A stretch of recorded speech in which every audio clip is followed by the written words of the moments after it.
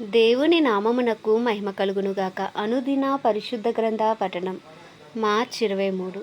ప్రార్థన. దయగల తండ్రి, కృపగల దేవ, పరిశుద్ధుడా, నీకు వందనాలు, స్తోత్రాలు. గడిచిన దినములు నీ కృపలో జ్ఞాపకం చేసుకుని మరొక నూతన దినములోనికి మమ్మల్ని ప్రవేశపెట్టినందుకు మీకు వందనాలు ప్రభా. ఈ దినం వాక్యం చదువుతుండగా నీ ఆత్మతో నింపి నడిపించండి. ఆది నుంచి అంతం వరకు మీరే తోడుగా ఉండమని యేసుక్రీస్తు అతి పరిశుద్ధ నామములు అడిగి వేడుకొంచున్నాం మా పరమ తండ్రి, ఆమేన్. న్యాయాధిపతుల గ్రంథము 3వ అధ్యాయము.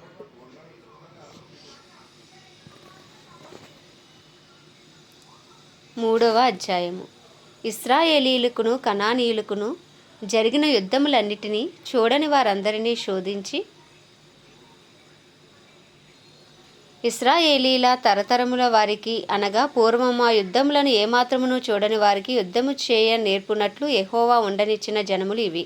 ఫిలిస్తీయుల 5 సర్దారుల జనులను, కనానీయులందరూ, సీదోనీయులను, బయల్ హెర్మోను మొదలుకుని హామాతునకు పోవు మార్గము వరకు లెబానోను కొండలో నివసించు హివ్వీయులను యెహోవా మోషే ద్వారా తమ తండ్రులకిచ్చిన ఆజ్ఞలను వారు అనుసరింతురో లేదో తెలుసుకున్నట్లు ఇశ్రాయేలీలను పరిశోధించటకే ఆ జనములను ఉండనిచ్చెను.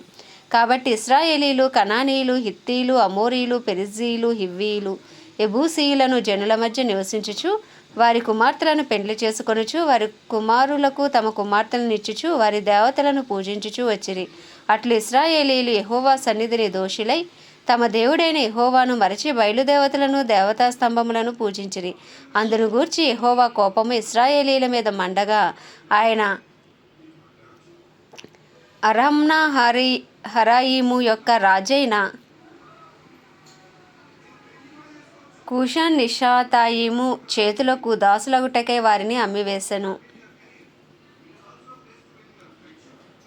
ఇశ్రాయేలీయులు 8 సంవత్సరములు కూషాన్ నిష్రితాయిమునకు దాసులుగా ఉండిరి. ఇశ్రాయేలీయులు యెహోవాకు మొరపెట్టగా యెహోవా కాలేబు తమ్ముడైన కనజు యొక్క కుమారుడగు ఒత్నీయేలును రక్షకునిగా ఇశ్రాయేలీయుల కొరకు నియమించి వారిని రక్షించెను. యెహోవా ఆత్మ అతని మీదకి వచ్చెను గనుక అతడు ఇశ్రాయేలీయులకు న్యాయాధిపతి అయి యుద్ధమునకు బయలుదేరగా యెహోవా అరమ్నాహరాయిము రాజైన కూషాన్రి షాతాయిమును అతని చేతికి అప్పగించెను. అతడు కూషాన్రి షాతాయిమును జయించెను. అప్పుడు 40 సంవత్సరములు దేశము నెమ్మది పొందెను. అటు తర్వాత కనజు కుమారుడైన ఒత్నీయేలు మృతి నొందెను. ఇశ్రాయేలీయులు మరలా యెహోవా దృష్టికి దోషులైరు గనుక వారు యెహోవా దృష్టికి దోషులైనందున యెహోవా ఇశ్రాయేలీయులతో యుద్ధము చేయుటకు మోయాబు రాజైన ఎగ్లోనును బలపరిచెను. అతడు అమోనీయులను, అమాలేకీలను సమకూర్చుకొని పోయి ఇశ్రాయేలీయులను ఓడగొట్టి ఖర్జూర చెట్ల పట్టణమును స్వాధీనపరుచుకొనెను. ఇశ్రాయేలీయులు 18 సంవత్సరములు మోయాబు రాజునకు దాసులైరి. ఇశ్రాయేలీయులు యెహోవాకు మొరపెట్టగా బెన్యామీనీయుడైన గెరా కుమారుడగు యెహూదను రక్షకుని వారి కొరకు యెహోవా నియమించెను. అతడు ఎడమ చేతి పనివాడు. అతని చేతను ఇశ్రాయేలీయులు మోయాబు రాజైన ఎగ్లోనుకు కప్పము పంపగా యెహూదు 3 పొడవు గల 2 అంచెల కత్తిని చేయించుకుని తన వస్త్రంలో తన కుడితోడ మీద దానిని కట్టుకుని ఆ కప్పము మోయాబు రాజైన ఎగ్లోనుకు తెచ్చెను. ఆ ఎగ్లోను బహు స్థూలకాయుడు. యెహూదు ఆ కప్పము తెచ్చి ఇచ్చిన తర్వాత కప్పము మోసిన జనులను వెళ్ళనంపి గిల్గాలు దగ్గర ఉన్న పెసీలీము నొద్ద నుండి తిరిగి వచ్చి, రాజా, రహస్యమైన మాట ఒకటి నేను నీతో చెప్పవలెననగా అతడు తన యొద్ద నిలిచిన వారందరూ వెలుపలికి పో వరకు ఊరకమ్మని చెప్పెను. యెహూదు అతని దగ్గరకు వచ్చినప్పుడు అతడు ఒక్కడే చల్లని మేడగదిలో కూర్చుండి ఉండెను. యెహూదు, నీతో నేను చెప్పవలసిన దేవుని మాట ఒకటి ఉన్నదని చెప్పగా అతడు తన పీఠం మీద నుండి లేచెను. అప్పుడు యెహూదు తన ఎడమ చేతిని చాపి తన కుడి తొడ మీద నుండి ఆ కత్తి తీసి కడుపు మీద అతన్ని పొడిచెను.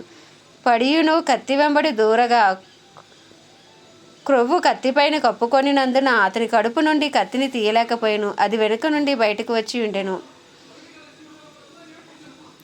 అప్పుడు యెహూదు పంచపాలీలోనికి బయలు వెళ్ళి తన వెనుకను ఆ మేడగది తలుపు వేసి గడియ పెట్టెను. అతడు బయలు వెళ్ళిన తర్వాత ఆ రాజు దాసులు లోపలికి వచ్చి చూడగా ఆ మేడగది తలుపులు గడియలు వేసి ఉండెను గనుక వారు అతడు చల్లని గదిలో శంఖాని వర్తికి పోయి ఉన్నాడు అనుకుని తాము సిగ్గు వింతలు పడు వరకు కనిపెట్టినను అతడు ఆ గది తలుపులను తీయకపోగా వారు తాళపు చెవిని తెచ్చి తలుపులు తీసి చూచినప్పుడు వారి యజమానుడు చనిపోయి నేలను పడి ఉండెను. వారు తడువు చేయుచుండగా యెహూదు తప్పించుకుని పెసీలీమును దాటి సేయూరకు పారిపోయెను. అతడు వచ్చి ఎఫ్రాయిమీల కొండలో బోరను ఊదగా ఇశ్రాయేలీలు మన్యప్రదేశం నుండి దిగి అతని యొద్దకు వచ్చిరి. అతడు వారికి ముందుగా సాగి వారితో, నా వెంబడి త్వరగా రండి, మీ శత్రువులైన మోయాబీలను యెహోవా మీ చేతికి అప్పగించుచున్నాడనెను.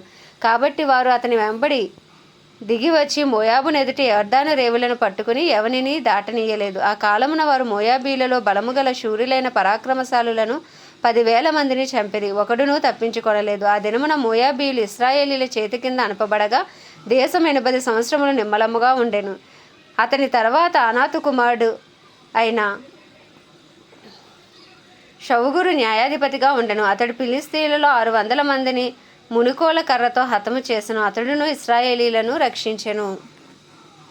4వ అధ్యాయం. యెహూదు మరణమైన తర్వాత ఇశ్రాయేలీలు ఇంకనూ యెహోవా దృష్టికి దోషులైరు గనుక యెహోవా హాసోరులో ఏలు కనాను రాజైన యాబీను చేతికి వారిని అప్పగించెను. అతని సేనాధిపతి అన్యుల హరోషేతులో నివసించిన సిసేరా అతనికి 900 ఇనుప రథములుండెను. అతడు 20 సంవత్సరములు ఇశ్రాయేలీలను కఠినమైన బాధపెట్టగా ఇశ్రాయేలీలు యెహోవాకు మొరపెట్టిరి. ఆ కాలమున లపీదోతునకు భార్య అయిన దెబోరాను ప్రవక్త ఇశ్రాయేలీలకు న్యాయాధిపతినిగా ఉండెను.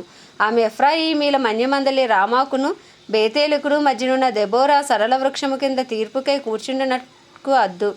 తీర్పు చేటికే ఇశ్రాయేలీలు ఆమె యొద్దకు వచ్చుచుండిరి. ఆమె నఫ్తాలి కెదెషులోని అబీనోయాము కుమారుడైన బారాకును పిలువనంపించి అతనితో ఇట్లనెను, నీవు వెళ్ళి నఫ్తాలీలలోను జెబూలూనీయులలోను 10,000 మంది మనుషులను తాబోరు కొండ యొద్దకు రప్పించుము. నేను నీ దగ్గరకు యాబీను సేనాధిపతి అయిన సిసేరాను అతని రథములను అతని సైన్యమును కీషోను ఏటి యొద్దకు కూర్చి నీ చేతికి అతనిని అప్పగించదనని ఇశ్రాయేలీల దేవుడైన యెహోవా సెలవిచ్చి ఉండలేదా అని దెబోరా చెప్పగా, బారాకు, నీవు నాతో కూడా వచ్చిన ఎడల నేను వెళ్ళెదను గాని నీవు నాతో కూడా రాని ఎడల నేను వెళ్ళనని ఆమెతో చెప్పెను. అప్పుడు ఆమె, నీతో నేను అగత్యముగా వచ్చేదను, అయితే నీవు చెయ్యు ప్రయాణము వలన నీకు ఘనత కలుగదు.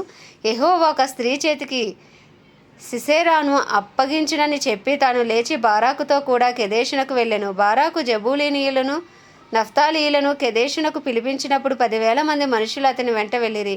దెబోరాయు అతనితో కూడా పోయెను. అంతకులోగా కయీనీయుడైన హెబెరు మోషే మామయ్యన హోబాబు సంతతి వారైన కయీనీయుల నుండి వేరుపడి కేదేషు నొద్దనున్న జయన్ననీములోని మస్తకి వృక్షమునొద్ద తన గుడారమును వేసుకొని ఉండెను. అబీనోయాము కుమారుడైన బారాకు తాబోరు కొండ మీదకి పోయినని సిసేరాకు తెలుపబడినప్పుడు సిసేరా తన రథములన్నిటినీ తన 900 ఇనుప రథములను అన్యుల హారోషేతు నుండి కీషోను వాగు వరకు తన పక్షముగా ఉన్న సమస్త జనమును పిలిపింపగా, దెబోరా, లెమ్ము, యెహోవా సిసేరాను నీ చేతికి అప్పగించిన దినము ఇదే. యెహోవా నీకు ముందుగా బయలుదేరుననగా గదా అని బారాకుతో చెప్పినప్పుడు బారాకు ఆ 10,000 మంది మనుషులను వెంటబెట్టుకుని తాబోరు కొండ మీద నుండి దిగివచ్చెను. బారాకు వారిని హతము చేయనట్లు యెహోవా సిసేరాను అతని రథములన్నిటినీ అతని సర్వసేనను కలవరపరచగా సిసేరా తన రథము దిగి కాలినడకను పారిపోయాను. బారాకు ఆ రథములను సేనను అన్యుల హరోషేతు వరకు తరుముగా సిసేరా యొక్క సర్వసేనయు కత్తివాత కూలెను, ఒక్కడైనను మిగిలి ఉండలేదు. హాసోరు రాజైన యాబీనుకును కయీనీయుడైన హేబెరు వంశస్థులకును సమాధానము కలిగి ఉండెను గనుక సిసేరా కాలినడకను కయీనీయుడగు హేబెరు భార్య అయిన యాయేలు గుడారమునకు పారిపోయాను. అప్పుడు యాయేలు సిసేరాను ఎదుర్కొనబోయి అతనిని చూచి, నా ఏలినవాడా, నా తట్టు తిరుగుము, భయపడుకుమని చెప్పినందున అతడు ఆమె గుడారమును జొచ్చెను. ఆమె గొంగలితో అతని కప్పగా, అతడు దప్పికొని ఉన్నాను, దయచేసి దాహంనకు కొంచెం నీలిమ్మని ఆమెను అడిగెను. ఆమె ఒక పాలబుడ్డి విప్పి అతనికి దాహమిచ్చి అతను కప్పుచుండగా అతడు గుడారపు ద్వారమును నిలిచి ఉండెను. ఎవడే కానీ లోపలికి వచ్చి ఇక్కడ ఎవడైనానో ఉన్నాడా అని నిన్ను అడిగిన ఎడల నీవెవడనూ లేడని చెప్పవలెనెను. పిమ్మట హేబెరు భార్య అయిన యాయేలు గుడారపు మేకు తీసుకుని సుత్తె చేత పట్టుకుని అతని వద్దకు మెల్లగా వచ్చి అతనికి అలసట చేత గాఢనిద్ర కలిగి ఉండగా నేలకు దిగినట్లు ఆ మేకును అతని కణతలతో దిగగొట్టగా అతడు చచ్చెను. బారాకు సిసేరాను తరుముచుండగా యాయేలు అతనిని ఎదుర్కొన వచ్చి, రమ్ము, నీవు వెదుగుచున్న మనుషుని నీకు చూపించదనగా అతడు వచ్చినప్పుడు సిసేరా చచ్చిపడి ఉండెను. ఆ మేకు అతని కణతలలో ఉండెను. ఆ దినమున దేవుడు ఇశ్రాయేలీయుల ఎదుట కనాను రాజైన యాబీనును అణిచెను. తరువాత వారు కనాను రాజైన యాబీనును సంహరించు వరకు ఇశ్రాయేలీయుల చెయ్యి కనాను రాజైన యాబీనుకు విరోధముగా అంతకంతకు హెచ్చుచూ వచ్చెను. ఆ దినమున దెబోరాయు అభినోయము కుమారుడైన బారాకును ఈ కీర్తన పాడిరి. ఇశ్రాయేలీలలో యుద్ధశాలులు ధైర్యము కనపరిచిరి, ప్రజలు సంతోషముగా సిద్ధపడిరి. యెహోవాను స్తుతించిరి. రాజులారా వినుడి, అధిపతులారా ఆలకించుడి. యెహోవాకు గానము చేసేదను, ఇశ్రాయేలు దేవుడైన యెహోవాను కీర్తించెదను. యెహోవా, నీవు శేయీరు నుండి బయలుదేరినప్పుడు, ఏదోము పొలము నుండి బయలుదేరినప్పుడు భూమి వణికెను, ఆకాశము నీళ్లను కురిపించెను, మేఘములను వర్షించెను. యెహోవా సన్నిధిని కొండలలో నుండి ప్రవాహములు వచ్చెను. ఇశ్రాయేలు దేవుడైన యెహోవా సన్నిధిని సీనాయిలో నుండి ప్రవాహములు వచ్చెను. అనాతు కుమారుడైన షౌగురు దినములలో, యాయేలు దినములలో రాజమార్గములు ఎడారులాయెను. ప్రయాణస్తులు చుట్టూ త్రోవలలోనే నడిచిరి. ఇశ్రాయేలీల అధిపతులు లేకపోయిరి. దెబోరా అను నేను రాక మునుపు, ఇశ్రాయేలీలలో నేను తల్లిగా ఉండక మునుపు వారు లేకపోయిరి. ఇశ్రాయేలీలు క్రొత్త దేవతలను కోరుకొనగా యుద్ధము ద్వారముల యొద్దకు వచ్చెను. ఇశ్రాయేలీలలో 40,000 మందికి ఒక కేడమే గాని ఈటయే గాని కనబడలేదు. జనులలో ఇశ్రాయేలీల అధిపతులు సంతోషముగా సిద్ధపడిరి. వారి యందు నాకు ప్రేమ కలదు. యెహోవాను స్తుతించిడి. తెల్ల గాడిదలను ఎక్కువారులారా, తివాసుల మీద కూర్చుండువారులారా, త్రోవలో నడుచువారులారా, ఈ సంగతి ప్రకటించుడి. విలికాండ్ర ధ్వనికి దూరముగా ఉండువారు, నీళ్లు చేదుకొని స్థలములలో ఉండువారు యెహోవా నీతి క్రియలను ప్రకటించెదరు. ఇశ్రాయేలీల గ్రామములో ఆయన జరిగించు నీతిక్రియలను వారు ప్రకటించెదరు. వినుటకై యెహోవా జనులు ద్వారములలో కూడుదురు. దెబోరా మేలుకొనుము, మేలుకొనుము, దెబోరా మేలుకొనుము, మేలుకొనుము, బారాకు కీర్తన పాడుము, అభినోయాము కుమారుడా లెమ్ము, చెరపట్టిన వారిని చెరపట్టుము. ప్రజల వీరులలో శేషించిన వారును కూడి వచ్చిరి. శూరులలో యెహోవా నాకు సహాయము చేయవచ్చెను. అమాలేకీలలో కాపురమున్న ఎఫ్రాయిమీలను, నీ తర్వాత నీ జనులలో బెన్యామీనీలను, మాకీరు నుండి న్యాయాధిపతులను, జబూలూనీయుల నుండి నాయికా దండము వహించిన వారును వచ్చిరి. ఇస్సాకారీయులైన అధిపతులు దెబోరాతో కలిసి వచ్చిరి. ఇస్సాకారీయులను బారాకును అతి వేగమున లోయలోనికి దొరబడి రూబేనీల కాలువల యొద్ద జనులకు గొప్ప హృదయాలోచనలు కలిగెను. మందల ఏలలను వినుటకు నీ దొడ్ల మధ్యను నీ వేళ నివసించితివి. రూబేనీల కాలువల యొద్ద జనులకు గొప్ప యోచనలు కలిగెను. గిలాదు యోర్దాను అద్దరిని నిలిచెను. దానీయులు ఓడల దగ్గర ఏల నిలిచిరి. ఆషేరీయులు సముద్ర తీరమున తమ అకాతముల యొద్ద ఏల నిలిచిరి. జబూలూనీయులు మరణ భయము లేక ప్రాణము తృణీకరించుకొనిన జనము. నఫ్తాలీయులు భూమి మెట్టల మీద ప్రాణము తృణీకరించిరి. రాజులు వచ్చి యుద్ధము చేసిరి. మెగిద్దో కాలువల యొద్దనున్న తానాకులో కనాను రాజులు యుద్ధము చేసిరి. వెండి లాభము వారు తీసుకొనలేదు. నక్షత్రములు ఆకాశం నుండి యుద్ధము చేసెను. నక్షత్రములు తమ మార్గములలో నుండి సిసేరాతో యుద్ధము చేసెను. కీషోను వాగు వెంబడి, పురాతనపు వాగైన కీషోను వెంబడి వారు కొట్టుకొని పోయిరి. నా ప్రాణమా, నీవు బలము పూని సాగుము. గుర్రముల డెక్కలు శూరులను త్రొక్కెను. గుర్రములు ఎగిసి ఎగిసి శూరులను త్రొక్కెను. యెహోవా దూత ఇట్లనను, మేరోజును శపించుడి, దాని నివాసుల మీద మహాశాపము నిలుపుడి. యెహోవా సహాయమునకు వారు రాలేదు. బలిష్ఠులతో కూడి యెహోవా సహాయమునకు వారు రాలేదు. కయీనీయుడైన హేబేరు భార్య యాయేలు స్త్రీలలో దీవెననందును, గుడారములలో నుండి స్త్రీలలో ఆమె దీవెననందును. అతడు దాహమడిగెను, ఆమె పాలు తెచ్చి ఇచ్చెను. సర్దారులకు తగిన పాత్రతో మేగడ తెచ్చి ఇచ్చెను. ఆమె మేకును చేత పట్టుకొనెను. పనివాని సుత్తెను కుడిచేత పట్టుకుని సిసేరాను కొట్టెను. వాని తలను ఆమె పగలగొట్టెను. ఆమె అతని తలను సుత్తెతో కొట్టగా అది పగిలెను. అతడు ఆమె కాళ్ళ యొద్ద కృంగిపడి పరుండెను. ఆమె కాళ్ళ యొద్ద కృంగిపడెను. అతడు ఎక్కడ కృంగెనో అక్కడే పడి చచ్చెను. సిసేరా తల్లి కిటికీలో నుండి చూచెను. అల్లిక కిటికీలో నుండి చూచి కేకలు వేసెను.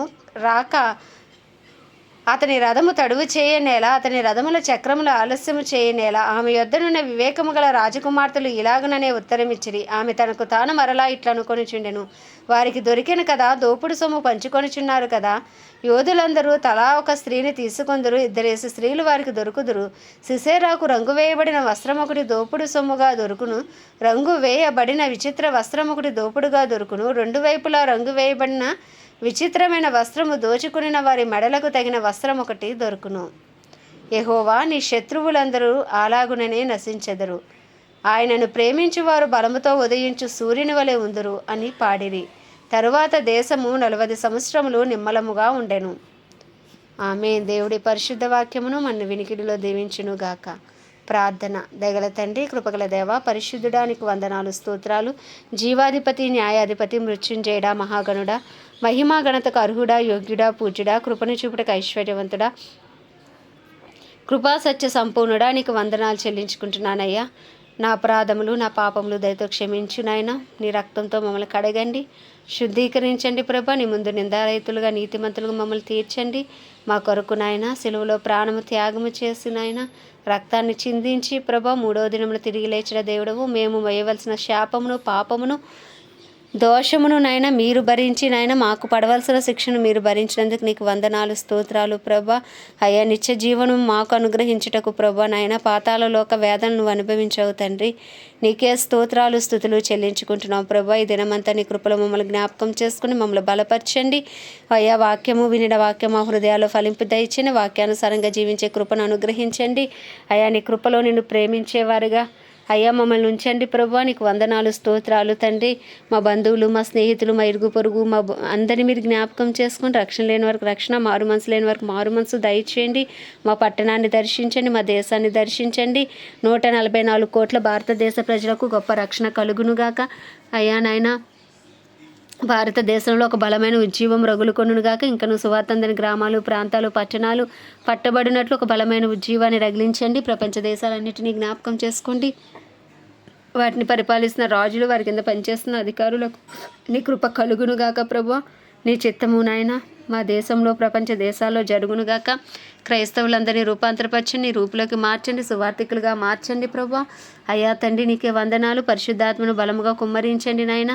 నీకే స్తుతులు స్తోత్రాలు చెల్లించుకుంటున్నాం. గొప్ప దేవుడా, పరిశుద్ధుడా, మహాగణుడా, మహిమోన్నతుడా, జీవాధిపతి న్యాయాధిపతి నీకే స్తుతులయ్యా. కనికర సంపన్నుడా నీకు వందనాలు చెల్లించుకుంటున్నాం ప్రభా. దైవజనులందరికీ ఏకాత్మ ఏక మనసు ఉంచండి. వాళ్ళందరినీ బలపరచండి, కాపుదల భద్రత ఉంచండి అయ్యా. వారి కుటుంబాలకు నీ రక్త ప్రోక్షణ కింద ఉంచమని ప్రార్థిస్తున్నామయ్యా. ప్రపంచవ్యాప్తంగా అందరికీ సువార్త అందే కృపను మీరు అందరికీ మీరే దయచేయమని వేడుకుంటున్నాం. ఈ దినం ప్రత్యేకించి బెల్జియం దేశం కొరకు ప్రార్థిస్తున్నాం. ఈ దేశంపై నీ కృప కలుగునుగాక, నీ కనికరం దిగి వచ్చునుగాక, నీ దయ దిగి వచ్చునుగాక. ఈ దేశంలో నీ చిత్తము జరుగునుగాక. నీ సన్నిధి కాంతి దేశమందంతటా ప్రకాశించబడునుగాక. ఇక్కడ క్రైస్తవులను బలపరచండి, నీ పరిచయలో వాడుకోండి. దైవజనులందరినీ బలపరచండి, వారి చుట్టూ నీ కాపుదల భద్రత ఉంచండి ప్రభా. ఈ దేశ పరిధిలో మనోనేత్రాలు యేసు నామంలో తెరవబడునుగాక. వీళ్ళ హృదయాలు యేసు నామంలో తెరవబడునుగాక. సువార్త కొరకు వీరి గృహాలు యేసు క్రీస్తు నామంలో తెరవబడునుగాక అని ప్రార్థిస్తున్నాం తండ్రి. అయ్యా తండ్రి నీకే వందనాలు స్తోత్రాలు చెల్లించుకుంటూ ఈ చిన్ని ప్రార్థన మనవి నీ పాద సన్నిధికి చేర్చుకోమని యేసుక్రీస్తు అతి పరిశుద్ధ నామంలో అతి వినయముగా బ్రతిమలాడి వేడుకొంచున్నాం మా పరమ తండ్రి. ఆమేన్. పరలోకమందున్న మా తండ్రిని నామం పరిశుద్ధపరచబడునుగాక. నీ రాజ్యము వచ్చునుగాక. నీ చిత్తం పరలోకమందు నెరవేర్చబడుచున్నట్లు భూమి అందు నెరవేర్చబడునుగాక. మా అనుదిన ఆహారం నేడు మాకు దయచేయము. ఇలా అపరాధం చేసిన వారిని మేము క్షమించిన ప్రకారము మా అపరాధము క్షమించుము. శోధనలోకి తేక కీడు నుండి మమ్మల్ని తప్పించుము. ఎందుకంటే రాజ్యము బలమయు మహిమయు నీవే ఉన్నది. ఆమేన్. ప్రభు యేసు రక్తమే జయం, ప్రభు యేసు వాక్యమే విజయం, ప్రభు యేసు నామములో సంపూర్ణ విజయము కలుగునుగాక. ఆమేన్, ఆమేన్, ఆమేన్.